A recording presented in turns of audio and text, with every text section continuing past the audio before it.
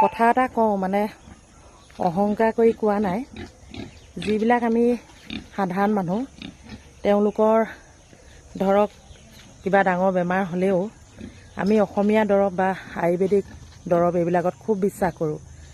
যিবিলাক বেছি পইচা পাতি আছে একদম চেলিব্ৰিটিয়ে হওক বা আপোনাৰ মানে ধনী ধনী মানুহবোৰৰ কথা কৈছোঁ আৰু টকা পইচা ধেৰ থকা মানুহবোৰৰ কথা কৈছোঁ। তেওঁলোকে এইবোৰ অসমীয়া দৰৱেই হওক বা আয়ুৰ্বেদিকে হওক এইবিলাক বিশ্বাস নকৰে।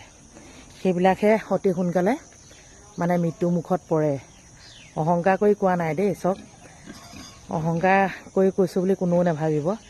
যিহেতু মানুহ মৰিবই, কোন কেতিয়া মৰিব কোনেও নাজানে। এতিয়া 2016 চনৰ পৰা আজিলৈকে মইতো পূৰা দপদপাই আছোঁ, কৰিবলগীয়াখিনি কৰি আছোঁ। এতিয়া গাহৰিক দানা দিবলৈ আহিছোঁ। মানে এই গাহৰি গঁৰালটোত এসপ্তাহ থওঁ, এইফালে পকা ৰুম এটা বনাই থৈছোঁ, ইয়াতো এসপ্তাহ থওঁ। এসপ্তাহ